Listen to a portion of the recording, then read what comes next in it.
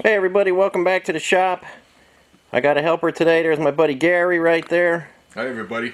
He's going to be doing the filming, so if anybody's got any comments about the focus again, there's the guy right there responsible for it. We're going to try our best today. He's standing with that die that I made with a die cart.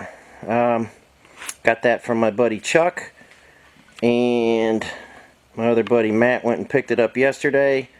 And it's been fantastic for moving the dies around.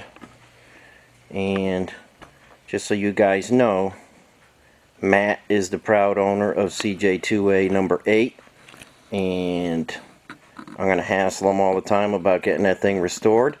Right now it's just sitting in the hoop house, and hopefully he's going to get that thing out and start working on it.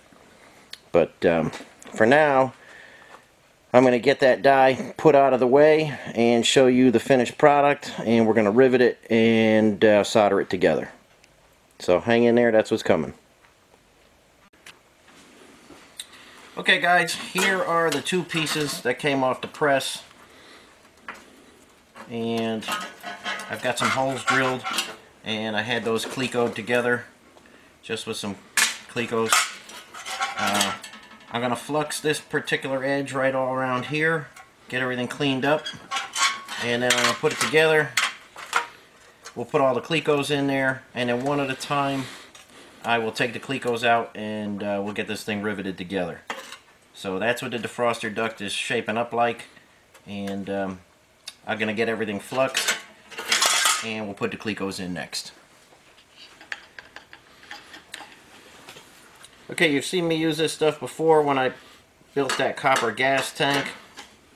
This is Johnson's. It's made by Johnson. This is their original soldering fluid. Very aggressive, and it will clean anything. So I like to use this instead of regular, household plumbing stuff. This stuff works good. And then we're going to come in here. Again, I get all my stuff from Johnson's. The 50/50 solder, and that'll get that soldered up beautifully. But we're going to rivet it first. I just want to make sure I have plenty of flux inside where the solder is going to go into.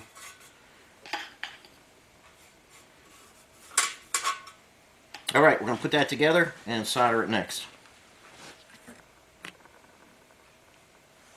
Okay, we're getting some clecos in here to hold everything together, and they're just little spring-loaded clamps, basically.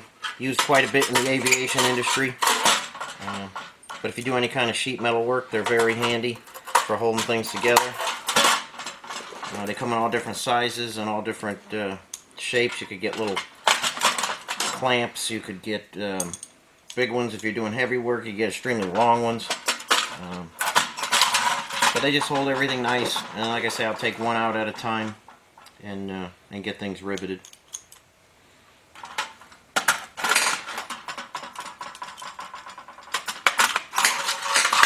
Okay, there it is, and we'll get the rivet gun out and start setting rivets now.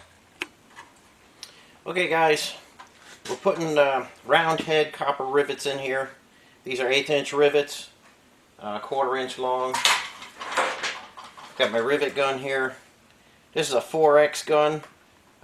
Much larger than I need for this, but this is the one I have today, so it's just going to take a couple light hits and the rivet will be set.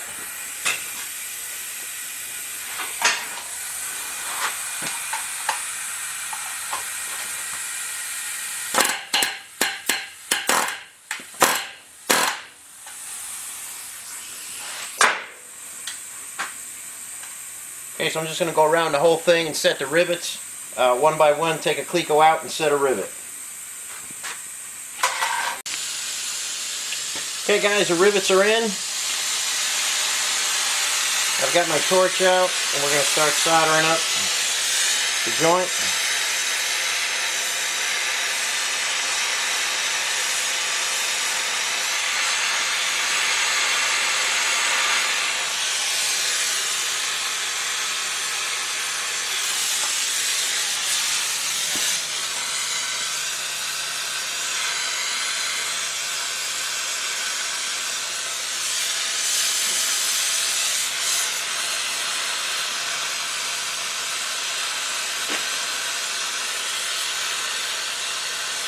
Doesn't take much, it's just thin copper. A little bit's going to drip out. And I'll just go around the whole thing and lay some solder in all the joints, and then we'll clean it off. And I've got to put tabs on each end to fasten it to the cowl, and I'll show you what that looks like when it's done.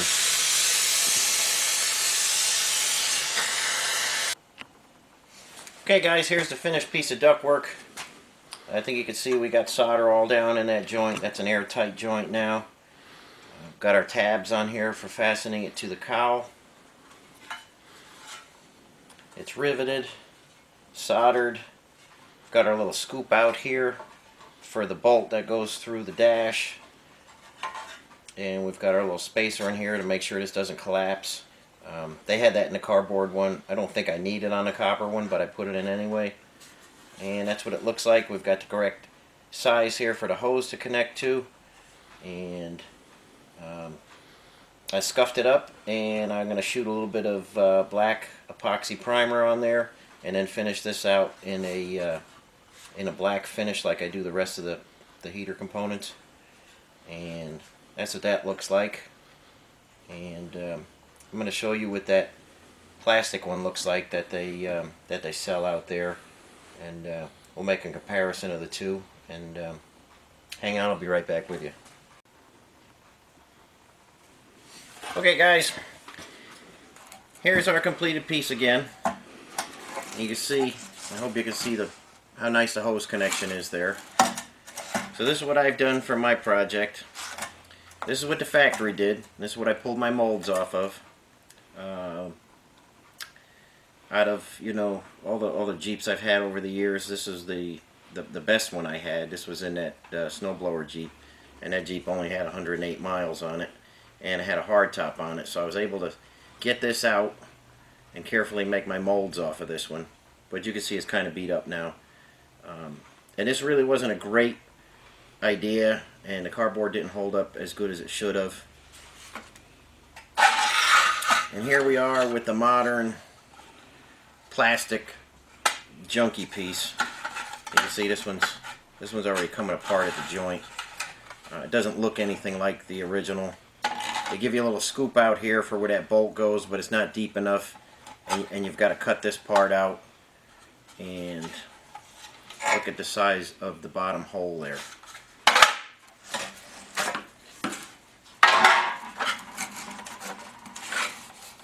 That's what they expect you to work with, and that's just swimming around in there.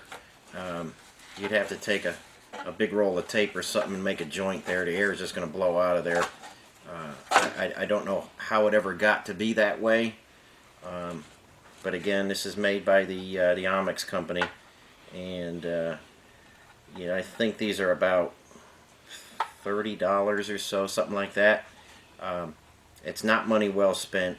It's kind of junky.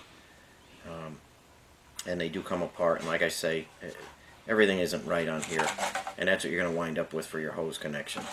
So this is a bad way to go. Again, they could care less what they're putting out there for quality, but people are buying them. They don't fit good under the dash. So I've got way too much time in this, I think, to make it worthwhile to make these for customers. But I just wanted to show you guys with the resin and stuff how you can make fairly complex parts without too much trouble. Once that's painted black and has some primer on it and some paint on it, it's going to look fantastic. It sits down nice. So if you have some time and some patience and you feel like making custom parts, I hope this video helped you out. It's not terribly hard to work with the resin. If you've got some basic skills and you can make yourself some molds, you could turn out pieces like this for your own project. So that's all I have for you today. Thanks for watching, and I will catch you on the next video.